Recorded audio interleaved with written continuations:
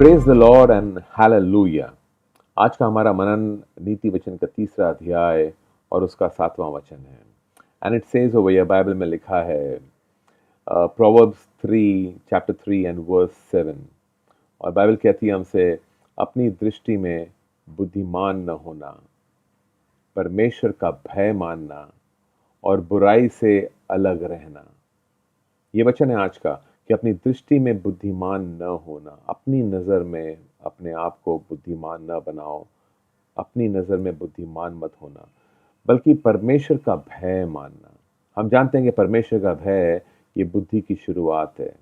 Actually जो सही मायने में जो बुद्धि है उसकी शुरुआत परमेश्वर के भय से होती है। हम जानते हैं कि सारी बुद्धि परमेश्वर से ही आती है, उसी से मिलती है।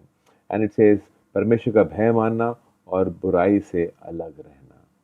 और मैं 8वां वचन भी पढ़ लेता हूँ, क्योंकि वो आपको बताएगा कि क्यों ऐसा करना चाहिए, क्यों अपनी दृष्टि में बुद्धिमान नहीं होना चाहिए, और क्यों परमेश्वर का भय मानना चाहिए, और क्यों बुराई से अलग रहना चाहिए।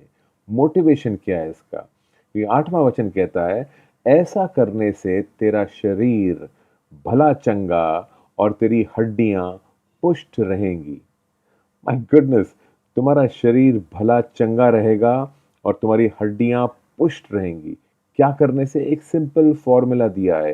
कोई बहुत बड़ी दवाइयां नहीं है, ये कोई एंटीबायोटिक या कोई कोर्स नहीं है। ये बहुत सिंपल सा तरीका दिया है कि अपनी दृष्टि में, अपनी नजर में बुद्धिमान मत बनना, अपनी नजर में, और परमेश्वर का भय मानना। मैं थोड़ा पीछे से पढ़ लेता हूँ ये 5वें वचन से, ताकि मैं पूरी समझ मिले इस बात की ये किस तरह से हमें एक अच्छी सेहत बनाए रख सकते हैं हम, और हमारी हड्डियों में ताकत कैसे आ सकती है।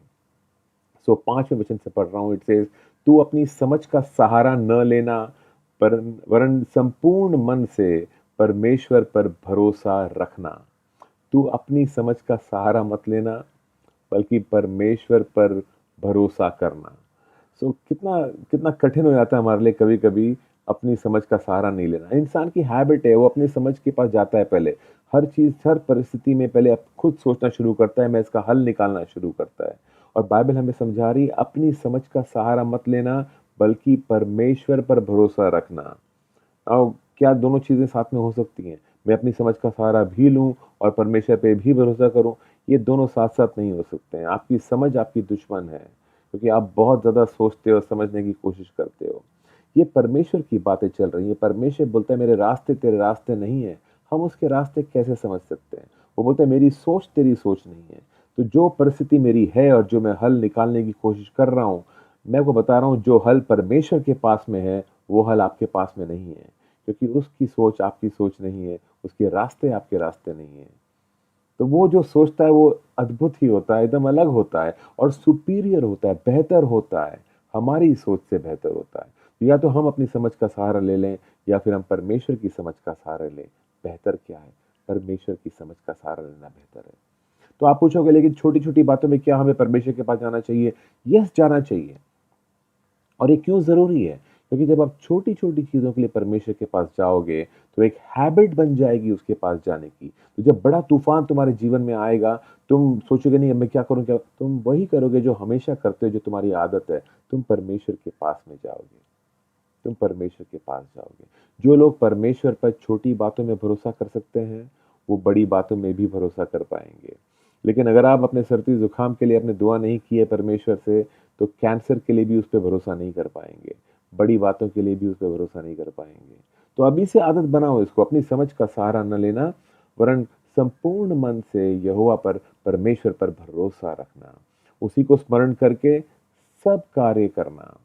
उसी को स्मरण, उसको याद करते हुए सारे काम करना। आप बिज़नेस कर रहे हो, या आप किसी को सिखा रहे हो, टीचर हो आप इंजीनियर हो, डॉक्टर हो, जो भी आप हो, आप जो भी काम कर रहे हो, आप एक एड एजेंसी में काम कर रहे हो, परमेश्वर को स्मरण करके सब काम करना। क्यों?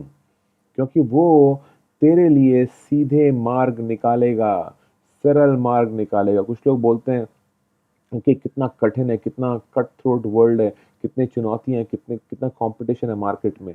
परमेश्वर आपके लिए सीधा मार्ग निकालेगा, वो आपके रास्तों को सरल कर देगा आपके लिए, अगर आप हर चीज़ उसके नाम से कर रहे हो तो। और ये सिर्फ टेक्निकली नाम लेने की बात नहीं कर रहा हूँ मैं।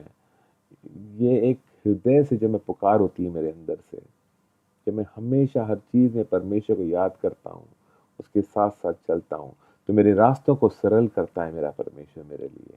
आप बिज़नेस कर रहे हो, परमेश्वर आपके रास्तों को सरल कर सकता है, वो बहुत कुछ कर सकता है आपके लिए। Amen. So it says and then 7वें वचन पे हम आते हैं, अपनी दृष्टि में बुद्धिमान मत होना। अगर आप अपनी दृष्टि में बुद्धिमान हो, तो एक तरह से आप परमेश्वर की इंसल्ट कर रहे हो। आप कह रहे हो तू रहने दे प्रभु, मैं कर लूँगा, मैं जानता हूँ। जो व्यक्ति अपनी दृष्टि में बुद्धिमान होता है, इसको किसी की राय की ज़रूरत नहीं होती, किसी से राय लेता भी नहीं है ये। और बाइबल कहती है सलाहकारों में सुरक्षा है। In the multitude of counsellors there safety. अगर बहुत सारे सलाहकार आपके हैं, आप सुरक्षित रहोगे हमेशा। अगर आपने एक हैबिट बना ली है लोगों की सलाह लेने की, आप सुरक्षित रहोगे।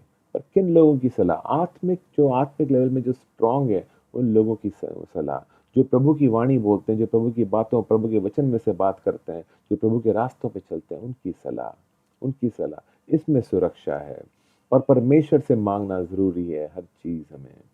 सो अपनी दृष्टि में बुद्धिमान ना होना एक ये घमंड का कारण बन जाता है। यहोवा का भय मानना, परमेश्वर का भय मानना और बुराई से अलग रहना। अगर हम अपनी बुद्धि में ही चल रहे हैं, आप खुद को बहुत बुद्धिमान समझ रहे हैं, तो जानना इस बात को, आगे चल के आप बुराई में ही फँसने वाले हो। ये चेतावनी है यहाँ पर, आप बुराई में फँसने ही वाले हो, क्योंकि आप हमेशा अपने दिमाग से चलते हो और शैतान के लिए बहुत आसान है आपके दिमाग के ऊपर हमला करना, आपकी भावनाओं पे हमला करना, आपको कन्फ्यूज़ करना और आपको गलत राह पे लेके जाना। लेकिन जब हम परमेश्वर पे भरोसा करते हुए चलते हैं, तो परमेश्वर हमारे युद्ध को लड़ता है हमारे लिए। वो हमारे लिए मार्ग को सही करता है, भलाई का रास्ता निकालता है। कुछ लोग अपने काम करते-करते बोलते हैं, मुझे मेरे काम में बहुत झूठ बोलना पड़ता है, मेरा बॉस ही बोलता है झूठ बोलने को, मैं क्या करूँ? परमेश्वर तुम्हारा मार्ग सीधा कर देगा तुम्हारे लिए रास्ता निकालेगा। अगर तुम हर चीज़ में उसके ऊपर निर्भर रहोगे, उसको स्मरण करते हुए सारे अपने काम करोगे तो। आमेन, आमेन, हालेलुया। तो अपनी दृष्टि में बुद्धिमान ना होना, ऐसा करने से क्या होगा? हमारा शरीर भला चंगा रहेगा। ये चंगाई का एक गुप्त रेसिपी एक तरह से, या एक दवाई है एक तरह की, जिसके बारे में हम जानते नहीं थे। ये हमारे शरीर को चंगा रखेगा, भला चंगा रखेगा और हमारी हड्डियाँ जो हैं हुष्ट-पुष्ट, अच्छी, स्ट्रॉन्ग, मज़बूत रहेंगी। आमेन? तो चंगा रहिएगा और हड्डियों में ताकत पाइएगा। खुद की नज़र में बुद्धिमान मत बनिएगा। परमेश्वर पे भरोसा कीजिएगा हर चीज़ में। आज शुरुआत कीजिए। आमेन? आज के लिए इतना ही, हम फिर मिलेंगे। Praise the Lord and God bless you.